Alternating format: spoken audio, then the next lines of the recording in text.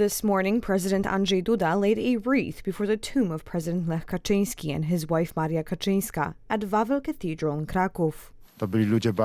These were people of great merit for Poland, who did very much for Poland. To this day, great regret remains that they could not continue their activities and continue to work for Poland.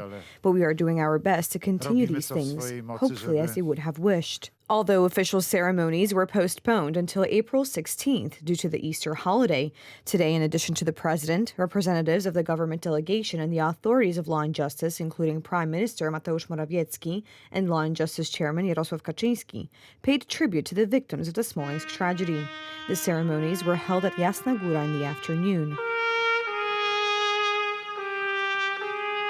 In addition, a delegation from Georgia, including the mother of former President Mikhail Saakashvili, flew to Warsaw today at the invitation of Gazeta Polska. Ukrainian President Volodymyr Zelensky also remembered the victims of the Smolensk tragedy.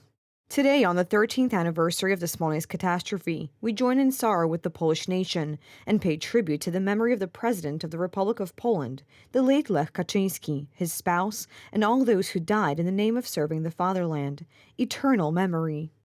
The Ukrainian president said during a visit to Warsaw on Wednesday that he has no doubt that Putin bears responsibility for the Smolensk crime. The more freedom we have, the more guarantees there will be for justice, the more guarantees that our common enemy will be held responsible for Bykownia, Bucha, Katyń, and Smolensk. 13 years ago, a Polish delegation headed by President Lech Kaczyński went to celebrate the 70th anniversary of the Katyń massacre.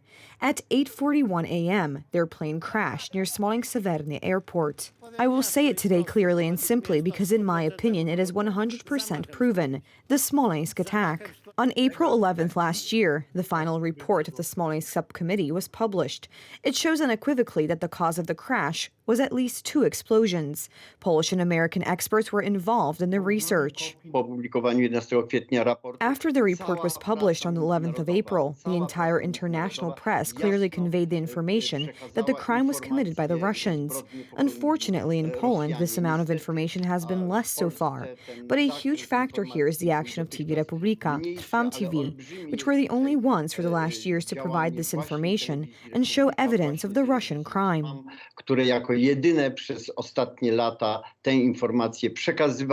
13 years ago, a Polish delegation flew to Katyń to pay tribute to the victims of the Soviet murder of 22,000 Polish citizens. These were the elite of the Polish nation, mostly Polish army officers, teachers, university lecturers, previously held as prisoners of war.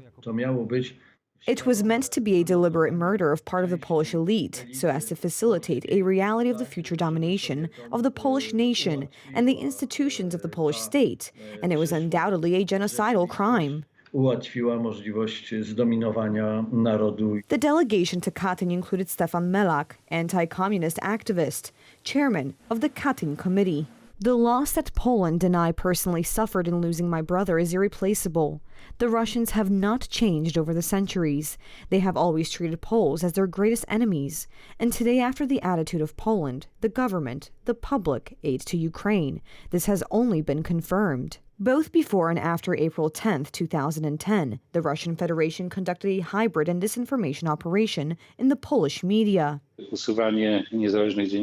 The removal of independent journalists had already begun. I was thrown out of Polish television on April 9th, several hours before the tragedy. But then everyone who asked inconvenient questions was sacked. At the same time, there was a series of unexplained suicides. It was clear that this tragedy was to be forgotten.